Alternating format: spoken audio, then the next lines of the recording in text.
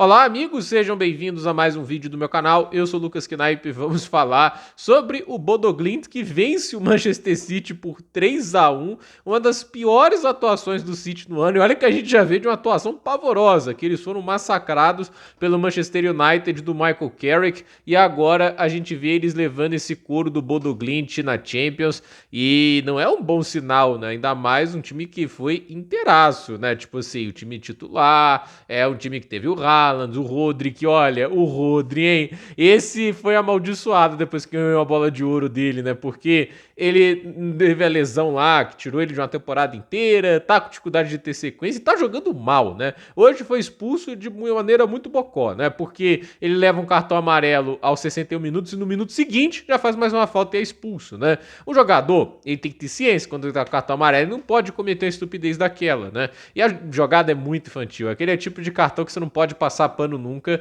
mas eu acho que assim, o City tava naquele nível, né? Tipo assim, que o ataque tava conseguindo produzir muito bem, o Haaland tava um momento iluminado, agora faz parte, né? Os jogadores aí têm altos e baixos, sustentar alta produção a temporada inteira é um negócio muito complicado. O próprio Rafinha, que pra mim foi o melhor jogador da temporada passada, né? A segunda metade da temporada ele já deu uma quedinha de nível, assim, ainda tava jogando muito bem, mas assim, não foi no mesmo nível da primeira metade. Talvez isso fez a narrativa por Yamal ficar tão forte, né? Porque a segunda metade do Yamal foi boa, né? Mas não que pra mim justifique o Rafinha ter ficado atrás dele na corrida da bola de ouro, né? Mas olhando aqui esse jogo do City, os problemas são os mesmos da temporada passada. A batalha de meio campo, e hoje é pior, né, porque o Rodri tá em campo, né?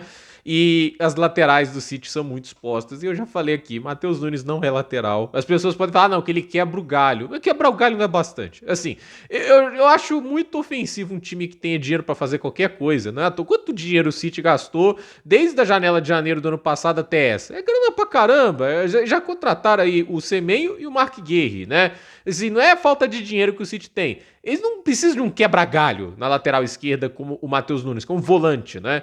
Eu não acho o Matheus Nunes um volante diferenciado. Tem esse aspecto também. Eu não acho ele grande coisa como volante, e muito menos como lateral. E o Atnauri, né? Tipo, ele não é um lateral ruim, mas defensivamente ele deixa a desejar. E aí, olha a dupla de laterais do City, ela vira um problema muito maior quando o Guardiola escala o time em linha de 4. É a mesma coisa acontecendo no quarto slot. Ele coloca Kerkez e Frimpong, os zagueiros vão ficar expostos, né? O Van Dijk, o Konaté, fisicamente vão ser engolidos pelo time adversário porque vão ter menos apoio dos defensores de lado. E aí a gente olha, por exemplo, para o City, os laterais não são lá aquelas mil maravilhas, e eles estão sobrecarregando o Donnarumma, né? E eu ouso dizer aqui, se fosse o Ederson, esse jogo poderia ter sido uma goleada, né? O Donnarumma está trabalhando em excesso nos últimos jogos, e a defesa do City está uma catástrofe, mas muito também ditada por um meio-campo que produz muito mal até agora, né? Eu acho que assim, o meio-campo é a alma do controle do jogo, né? Quando você tem um grande meio-campo, normalmente você potencializa ataque, potencializa defesa, né?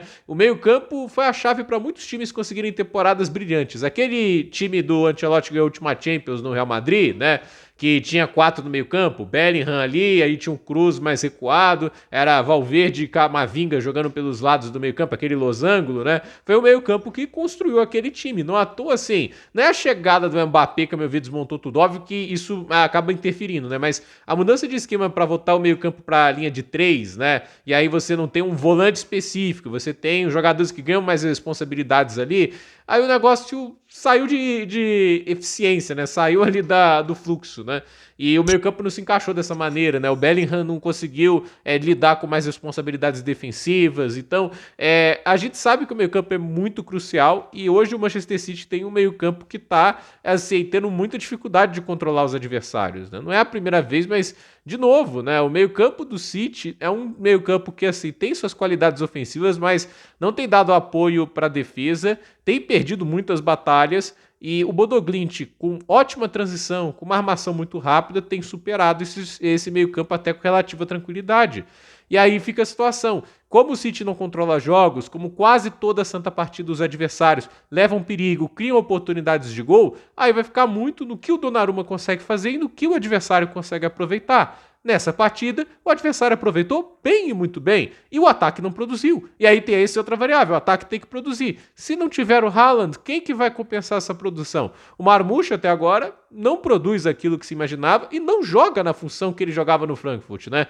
É assim, ele não tem a produção que ele estava lá no Frankfurt. Óbvio, ele não faz a mesma função. O cara não é ponta pelo lado esquerdo, como o Guardiola ficou colocando o tempo todo, né? O Marmoush é o segundo atacante, é o centroavante. E ele nunca joga nessa posição no City. Então, o cara que ele contratou para ser, teoricamente, alternativo ao Haaland, não joga no lugar do Haaland em quase nenhum momento. Então, assim, o City, a meu ver, ele tá, assim, com vários probleminhas ali que estão juntando, né? Tá gerando essa fase ruim, já são 5 jogos seguidos sem vencer. E pra mim o Pepe Guardiola tem culpa no cartório, né? Até porque, assim, contratou mais um zagueiro, ótimo, mais profundidade. Não acho que o Mark Guerre é uma opção ruim, não. Mas laterais é uma urgência. Eu pessoalmente, acho muito absurdo que os laterais do City sejam o Alto-Nauri e o Matheus Nunes, e que nem lateral é. Eu já não gostava da ideia do Ake e do Gvardiol de laterais, né? E olha que eles estão mais acostumados a exercer essa função do que os outros, mas agora acho que o negócio chegou num ponto que tá muito complicado de lidar. E, obviamente, assim, o meio-campo do City deu uma queda de produção. E hoje só sai com gol porque o Cherki acertou um belo chute de fora da área, né? De resto, é um City que deu uma queda de produção muito grande e fica ali muito difícil de acreditar que eles vão, tipo assim, achar o momento e voltar ali a ganhar muitos jogos e ser uma ameaça pro Arsenal. Nesse momento, já começa a imaginar o City passando mais uma temporada em branco, que vira uma possibilidade real. Óbvio, ainda tem tempo para recuperar, estamos em janeiro, mas é uma fase muito preocupante. O nível de futebol não é nada bom e levar 3-1 do Bodo Glimt, que não, por mais que esteja jogando em casa, no seu ambiente hostil, aí dá um resultado que você não pode digerir com facilidade, né? Você vai falar, tudo bem, é só o Bodo Glimt, né? Acontece, não é assim que funciona, ainda mais para um time que é treinado pelo Sr. Pepe Guardiola, que obviamente, assim, não tá numa situação de sobrar perante os adversários como chegou até um momento. Nessas 2 últimas temporadas, essa é a última, né? O Guardiola não tem o trabalho que se destou dos demais. Eu acho que tem muita gente que vai ter, obviamente, muita dificuldade de aceitar isso, mas essa é a realidade do momento. O trabalho do Guardiola nessa temporada e na última, por mais que tenha seus bons momentos, encerrou bem a última temporada, teve um bom início nessa, agora tá começando a mostrar mais fragilidades do que nunca, né? E assim, os outros vão aprendendo, os outros vão entendendo os problemas, as fragilidades do time, né? No Guardiola não é um ser genial no meio de idiotas, né? Existem muitos técnicos brilhantes ao redor do mundo e alguns já vêm fazendo trabalhos melhor do que o Guardiola nessas últimas 2 temporadas. Então, e se bobear até antes disso, a gente pode entrar num debate aí. Então, gente, por esse vídeo é isso. Dúvida nos comentários, deixe seu like, se inscreva no canal, compartilhe esse vídeo e até o próximo vídeo.